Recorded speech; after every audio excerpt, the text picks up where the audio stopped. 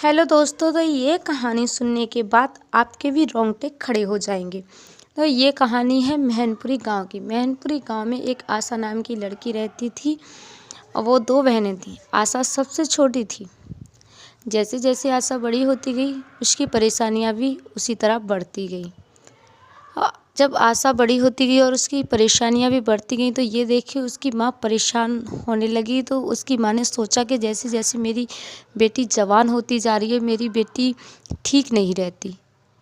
तो आशा की माँ उससे डॉक्टर के पास लेके गई, कभी किसी डॉक्टर के पास कभी किसी डॉक्टर के पास। तो आशा को कोई फ़ायदा नहीं मिल रहा था।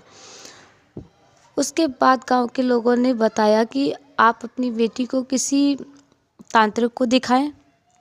तो आशा की माँ आशा को एक बाबा जी के पास लेके गई।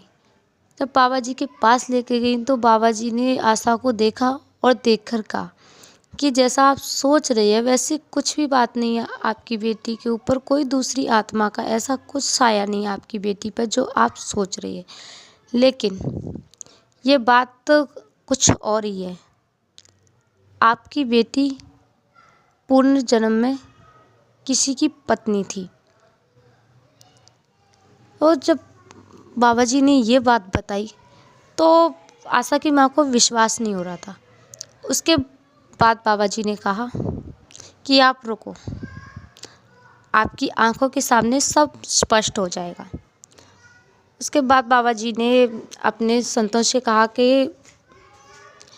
एक थाली लेके आओ और एक बीन लेकर आओ। मतलब जो जो सामग्री बाबा को ज़रूरत थी उन्होंने सब मंगाई। उसके बाद बाबा जी ने बीन बजाना शुरू किया। बीन के बाद आशा को चक्कर आने लग गया और आशा की तबीयत ख़राब होने लगी। कुछ देर बाद आशा के ऊपर एक नाग देवता का प्रभाव हुआ। जब बाबा जी ने पूछा कि आप कौन हो और क्यों इस लड़की को परेशान करती हो, उसके बाद नाग देवता ने बताया कि ये मेरी पत्नी है। हम पिछले जन्म में पति पत्नी थे। कुछ घरेलू झगड़ों की वजह से हम दोनों में झगड़ा हो गया और इसने मुझे मार डाला। तो मैं बहुत साल भटकता रहा, मुझे कोई जन्म नहीं मिला। फिर बहुत साल भटकने के बाद मुझे एक नाग के रूप में जन्म मिला और नाग के जन्म के बाद मैंने इससे बदला लिया और मैंने इसे डस लिया। जब इसकी भी मृत्यु हो गई तो इसे भी एक नागिन का जन्म मिला। उसके बाद हम दोनों साथ रहने लग गए नाग नागिन की जोड़े में। तो एक व्यक्ति ने एक दिन इसे मार डाला और हम फिर से बिछड़ गए। यानी कि जैसे आप देखते हो कि किसी घर में सांप निकल आता है तो हम सांप को मार देते हैं, तो इसी तरीके से जो उसकी पत्नी थी नाग की, तो उसे किसी ने मार डाला। उसके बाद वो फिर से बिछड़ गए। तो जो मतलब आशा थी वो पिछले जन्म में नागिन थी, लेकिन आशा को ये कुछ भी नहीं पता था। उसके बाद आशा जब बड़ी होती गई तो आशा को ऐसा कुछ महसूस होने लग गया। जब मतलब उसकी कोई बुराई करता था तो वो जितनी चाहे दूर क्यों ना हो उसे सब दूर से ही सुनता था। तो आशा को भी ऐसा लगता था कि जैसे कि मुझे कोई बुला रहा है। उसे हर वक्त ऐसा लगता था कि उसे कोई बुला रहा है। ये सब आशा को भी मतलब फील होता था। तो उसके बाद नाग देवता ने बताया कि मैं इसके साथ हर जन्म में रहा हूँ और हर जन्म इसके साथ रहूँगा। इसका पीछा नहीं छोड़ूंगा और इसे मैं अपने साथ ही लेकर जाऊँगा। तो बाबा जी ने कहा कि अब तू एक नाग है और ये एक इंसान है, तू इसे अपने साथ कैसे रख सकता है। कहता है मैं ये फिर से मर जाएगी और इसे फिर से नागिन का ही जन्म मिलेगा।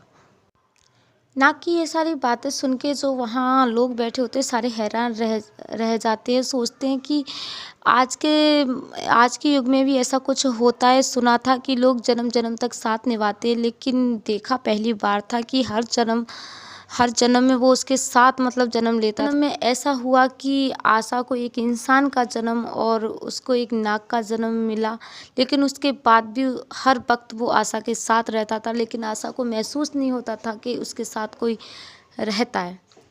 वो हर वक्त यही नाग यही चाहता था कि मैं आशा को अपने साथ लेकर जाऊं, लेकिन ऐसा मौका नहीं मिल पा रहा था क्योंकि उसकी माँ कभी उससे आशा को अकेला नहीं छोड़ती थी और हर वक्त आशा पर ऐसे पहरे लगे रहते थे जैसे कि किसी महारानी को किसी पिंजरे में कैद करके रखा जाता है, क्योंकि पता आशा की माँ को ये पता था कि वो मतलब उसके ऊपर किसी आत्मा का साया है। तो ये सारी बात पता चलने के बाद आशा की माँ भी घबरा गई जब नाग ने बताया कि मैं हर जन्म में इसे अपने साथ रखूँगा और इसे अपने साथ ही लेकर जाऊँगा। उसके बाद बाबा जी ने कहा कि इस जन्म में तो तू इसे अपना नहीं सकता, लेकिन अगले जन्म में जब ये मर जाएगी उसके बाद शायद जब जन्म मिलेगा तब तू इसे अपने साथ रख सकता है। इस जन्म में ये एक इंसान है तो वो एक नाग है, इस जन्म में तुम्हारा मिलन नहीं हो सकता। तो दोस्तों ये थी आशा की कहानी।